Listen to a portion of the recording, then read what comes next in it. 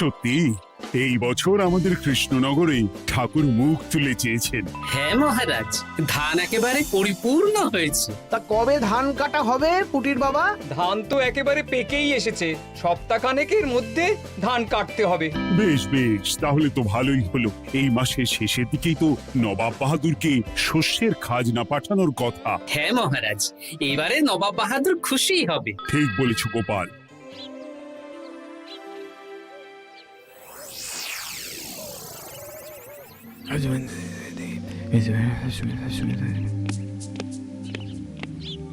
প্রণাম খাম্বাজরাজ। ওই তো কৃষ্ণনগরের মন্ত্রী চলে এসেছে।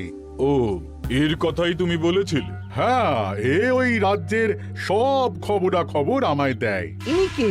ইনি হলেন জমিদার কেশকান্ত বর্মন, আমার রাজ্যেরই দক্ষিণ পশ্চিম গ্রামের জমিদার, আমার প্রিয় বন্ধু। নামটা বেশ অন্যরকম, কেশকান্ত। আসলে ওদের বংশ পরম্পরায় সকলের উন্নত ঘন কেশ আছে, তাই ওদের পরিবারের সবারও নামে একটা করে কেশ আছে।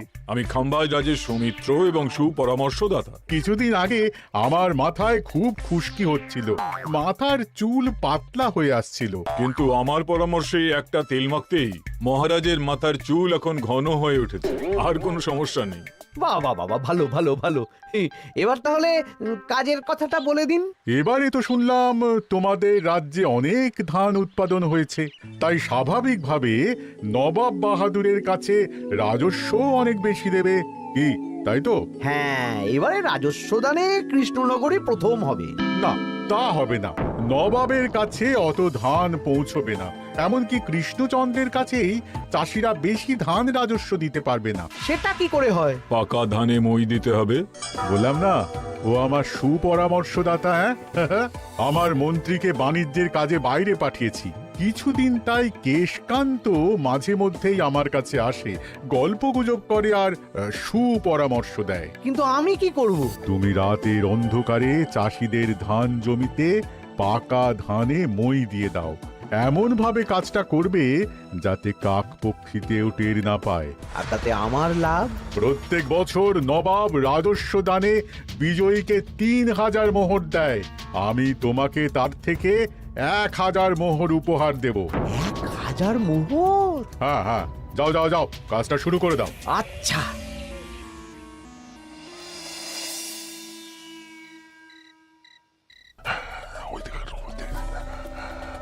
তাহলে আর দেরি কেন, মন্ত্রীমশাই কথা মতো কাজ শুরু কর। হ্যাঁ চল।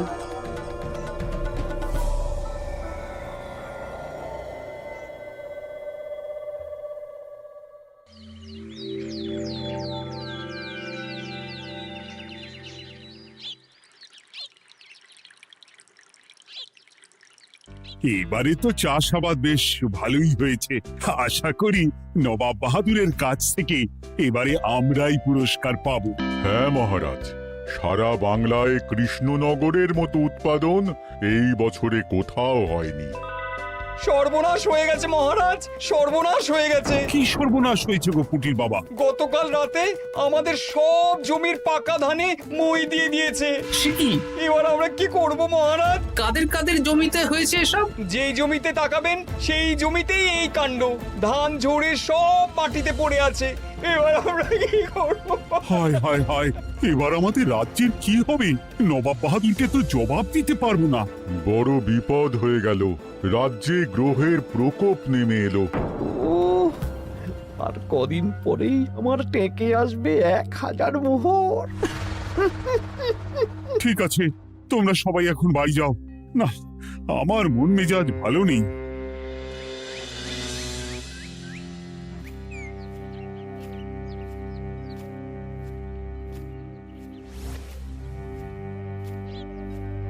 ওগো, তুমি শুনেছো কি হয়েছে? পুঁটির মা হাউ হাউ করে কাঁদছিল গো। হ্যাঁ গিন্নি, পুঁটির বাবা কয়েকজন চাষি ভাইদের নিয়ে রাজসভায় এসেছিল। শুনলাম রাতারাতি কে বা কারা চাষ জমিতে পাকা ধানে মই দিয়েছে। কত বড় সর্বনাশ হয়ে গেল বলো? কি হবে গো?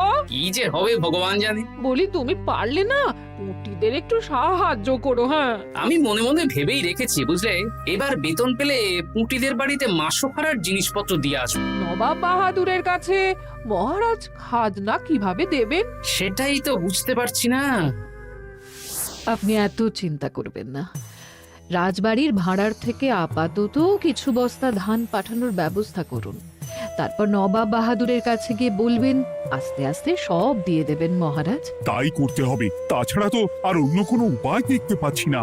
কিন্তু এবারে আর আমাদের মান রক্ষা হবে না। দেখি 2-1 দিনের মধ্যেই যতটা সম্ভব ভাড়া থেকে ধান পাঠানোর ব্যবস্থা করব।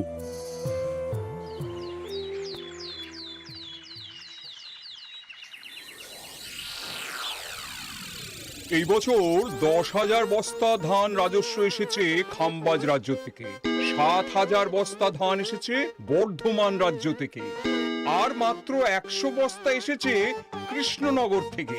তাই এই বছরের বিজয়ী রাজ্য হচ্ছে খাম্বাজ রাজ্য। খাম্বাজ রাজ্যের রাজার হাতে 3,000 মোহর উপহার হিসেবে তুলে দিচ্ছেন। আর কৃষ্ণচন্দ্র, তোমার রাজ্যের এরকম হাল কেন? এবারে আমাদের সমস্ত রাজ্যের পাকা ধানে কেউ বা কারা মই দিয়ে দিয়েছে। সেসব তোমার মাথা ব্যথা, আমার ধান কোথায়? 100 বস্তা ধান রাজস্ব, কম করে 800 বস্তা ধান রাজস্ব দেওয়ার কথা, কিন্তু তুমি তোমার কথার খেলাপ করেছো। এই বছর আমি নিরুপায় জাহাপানা। আমিও নিরুপায়।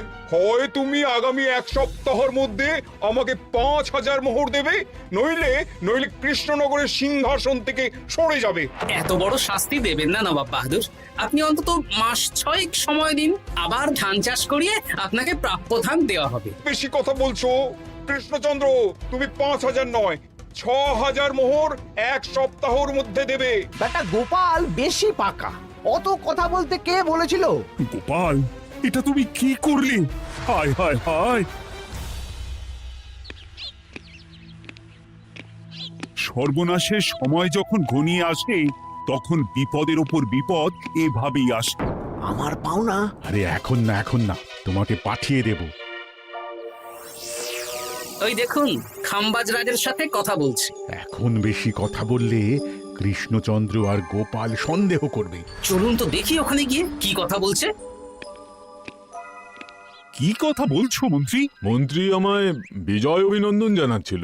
বিজয় অভিনন্দন তো উপহার পাওয়ার সময় জানাতে পারতেন মন্ত্রী মশাই। যাই হোক, আপনাকে তো ঠিক চিনতে পারছি না। আমার নাম কেশকান্ত, আমি খাম্বাজ রাজ্যের দক্ষিণ পশ্চিম গ্রামের জমিদার। কেশকান্ত আমার বিশেষ বন্ধু। আপনার কেশ নিয়ে বেশ ভাব দেখছি। হ্যাঁ, ওই কদিন আগে তো খাম্বাজ রাজের মাথার চুল পাতলা হয়ে আসছিল, খুশকি হচ্ছিল আর কি। তো ওনার পরামর্শে একটা তেল মেখেই তো খাম্বাজ রাজের আবার ঘন কালো চুল ফিরে এসেছে। কেশকান্ত জমিদার হতে পারে, কিন্তু ওর অর্থনৈতিক অবস্থা তাবর রাজাদের থেকে অনেক ভালো।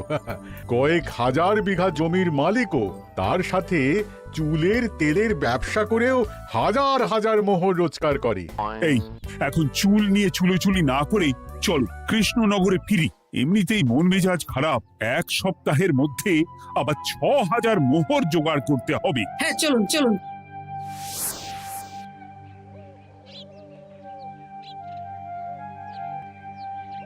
আচ্ছা মন্ত্রীমশাই, আপনি এই কেশকান্ত জমিদারের ব্যাপারে এত কিছু জানলেন কি করে? ওনার সাথে তো আমাদের আজই প্রথম দেখা। হাওয়ায় কত খবরই ভেসে আসে, সেরকম আমার কানেও এসেছিল। সব বাদ দাও। গোপাল, মন্ত্রী, দুজনেই ভাবনা চিন্তা করো কিভাবে 6,000 মোহর জোগাড় হবে। পাকা ধানে মই পড়লো, এখন আবার এত বড় বোঝা। আমার কাছেও মহারাজ বেশি অর্থ নেই, সব মিলিয়ে মিশিয়ে ওই 150 থেকে 200 মোহর মতো আছে বাড়িতে। যদি বেশি থাকতো আমি আপনাকে নিশ্চয়ই সাহায্য করতাম মহারাজ। তাও করতেন কিনা সন্দেহ। তুমি চুপ করো। মন্ত্রীমশাই ওই লোকটাকে জানলো কি করে? এই লোকটাকে তো আগে দেখারই কথা না। না, ব্যাপারটা নিয়ে ভাবতে হবে। চলুন চলুন।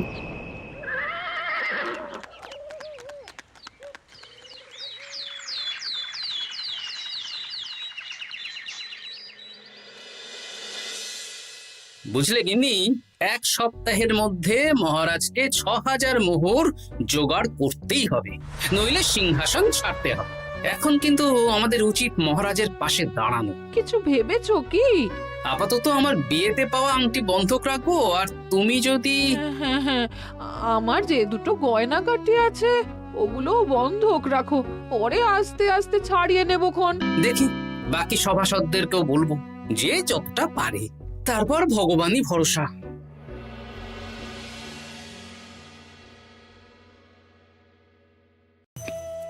আপনি এত চিন্তা করবেন না মহারাজ। চিন্তা না করে কি আর কোনো উপায় আছে? সিন্ধুকে যা আছে তা দিয়ে 3000 মোহর হয়ে যাবে, কিন্তু তারপর আর কি করব? এবার কি নিরুপায় হয়ে জায়গা জমি বিক্রি করতে হবে? কিছু একটা করতেই হবে। আপনি গোপালকে একবার বলে দেখুন, প্রত্যেকবার যখনই বিপদে পড়েছেন তখন গোপালই আপনাকে বাঁচিয়েছে। দেখি আগামীকাল রাজসভা শুরু হওয়ার আগেই গোপালের সাথে ব্যাপারটা নিয়ে আলোচনা করব।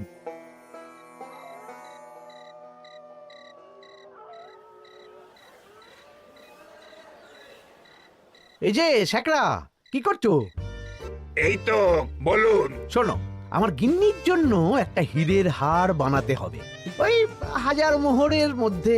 1000 মোহরে তো হীরের নাক, কান, গলা, হাত, পা সব গয়না, এই সব গয়না হয়ে যাবে মন্ত্রী মশাই। তাহলে বানাও, এই নাও 1000 মোহর।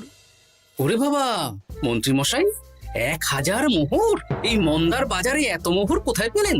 গতকালই তো বললেন আপনার কাছে 150 থেকে 200টা আছে। সে যেখান থেকেই পাই, তাতে তোমার কি? না, আমার কিছু না। শেখরা, আমি কয়েকটা গয়না বন্ধক রাখবো। দেখি কি আছে। এই সব মিলিয়ে এতে আমি 15 মোহর দিতে পারবো। বেশ, তাই দাও। আমি আমি ধীরে ধীরে শোধ করে গয়নাগুলো ছাড়িয়ে নেব। হ্যাঁ, মন্ত্রীর ব্যবহারগুলো বেশ সন্দেহজনক লাগছে। দেখি, গুপ্তচরকে কাজে লাগাতে হবে, মন্ত্রীর পিছনে ছায়ার মতো লেলিয়ে দিতে হবে।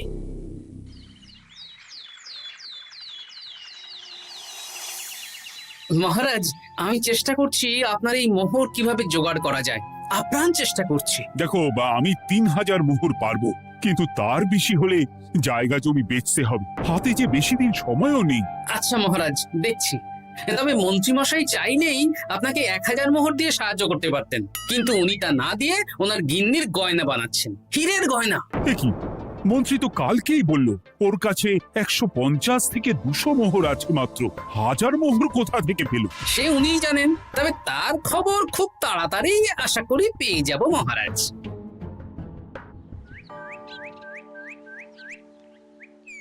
কাজটা একদম ঠিক করলেন না মন্ত্রী মশাই? আপনার কথা শুনে আমরা সবার জমির পাকা ধানে মই দিলাম, কিন্তু আমরা একটা পয়সা পেলাম না। আপনি যে এই কাজ করার জন্য খাম্বাজ রাজার কাছ থেকে ওই 1000 মোহর উপহার পেলেন, সেটা দিয়ে গিন্নির গয়না বানাতে দিলেন, কিন্তু আমাদের বেলায় লবডঙ্কা। এ তোদেরকেও দেবো, একটু সবুর কর, আগে গিন্নির মাথাটা ঠান্ডা করি। না না, আমাদের এক্ষুনি চাই। আরে এক্ষুনি কি করে দেবো, আমার হাত খালি। আচ্ছা আচ্ছা, ঠিক আছে, এই নে 2 মোহর ধর, 2 ভাই ভাগ করে নে, পরে আরো দেবো। এটা কিন্তু ঠিক না। এসব আলোচনা খোলামেলা জায়গায় করা উচিত না। উফ, পরে তোদের সাথে কথা বলবো, এখন যেতে দে, বাজার করব, তারপর আবার রাজসভা আছে।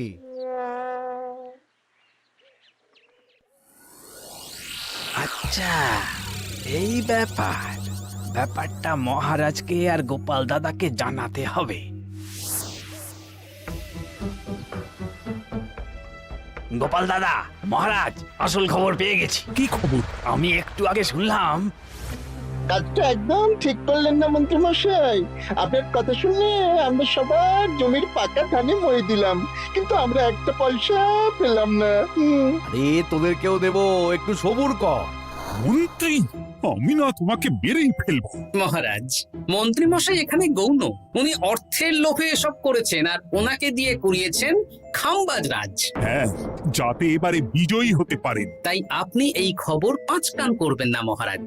আমি খাম্বাজ রাজ আর ওই কেশকান্তর কাছ থেকে ক্ষতিপূরণ ঠিক আদায় করে আনব। কিন্তু কিভাবে? শুনুন তাহলে।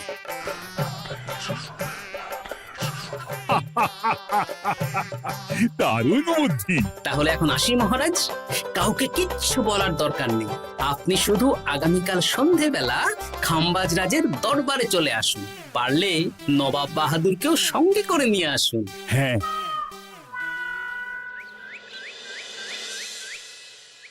প্রণাম খাম্বাজ রাজ। কে আপনি?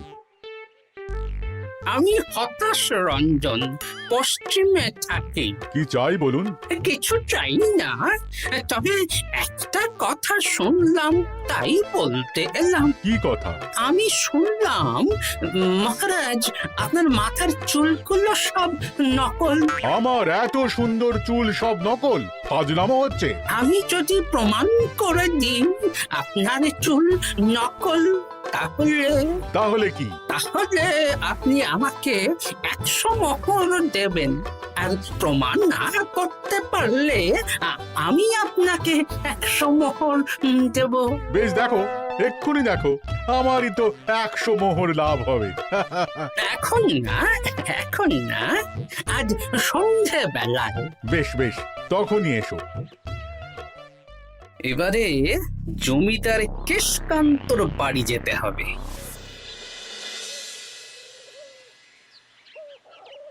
জমিদার মশাই বাড়ি আছেন? কে মশাই আপনি? আমি হতাশ রঞ্জন, পশ্চিমে থাকি। আমি বিশাল ক্ষমতাশালী লোক। কিসের ক্ষমতা? আমি রাজরাজাদের মারধর করি, চুল ধরে টানি, শাস্তি দিই। এসব কি উল্টোপাল্টা বলছেন? খাম্বাজ রাজ আপনার বন্ধু না? হ্যাঁ, প্রিয় বন্ধু।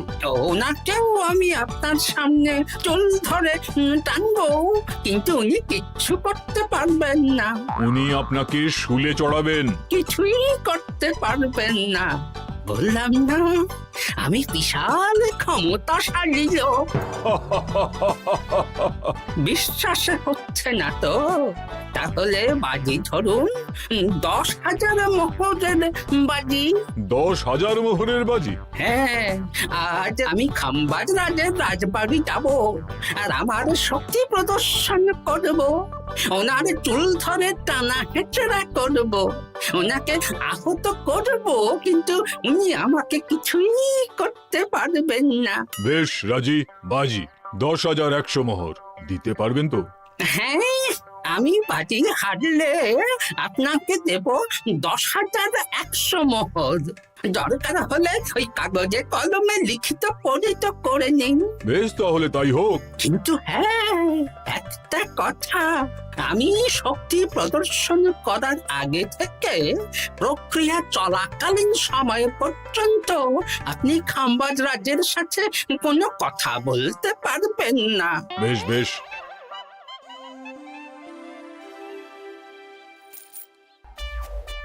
তাহলে শুরু করি।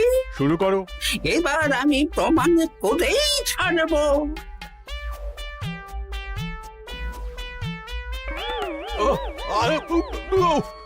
লাগছে লাগছে, বাবারে, লাগছে এই সেরেছে। লাগছে, এ তো সত্যি সত্যি চুল ধরে টানছে। লাগছে লাগছে, বাবারে, বাবা। ওরে বাবা রে বাবা, কি শক্ত!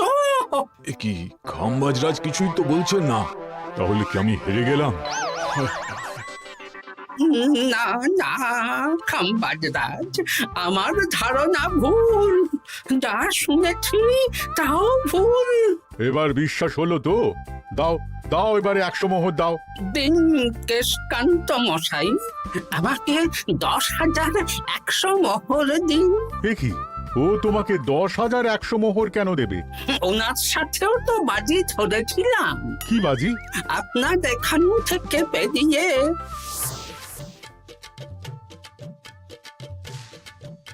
এবারে দিন তো দেখি, সব কাগজ কলমে লেখা আছে। এই নাও। হায় হায় হায় হায়।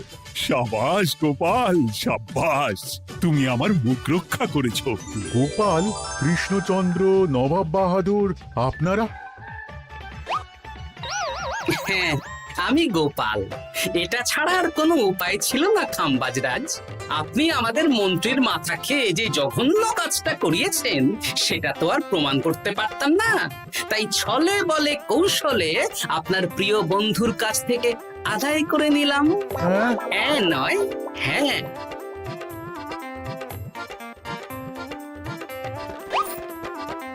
এই নিন মহারাজ। এতে কত মোহর আছে? 10,100 মোহর। এর থেকে 100 খাম্বাজরাজকে দিন, 6,000 নবাব বাহাদুরকে, আর বাকিটা আপনার কাছে রাখুন। এত ধান নষ্ট হলো। কৃষ্ণচন্দ্র আমাকে সবটা বলেছে, আর ওর মন্ত্রীকেও নিয়ে এসেছি। ধোলাই খেয়েই সব বলে দিয়েছে। এই কে আছো? কৃষ্ণনগরে মন্ত্রীকে নিয়ে এসো।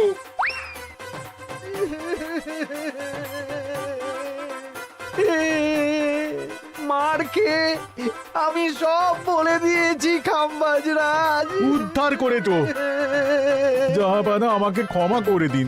এর কোনো ক্ষমা নেই। তোমাকে আমি কারাগারে বন্দি করব। হায় হায় হায়, সামান্য টাকার লোভ করতে গিয়ে পুরো মাঠে মারা গেলাম।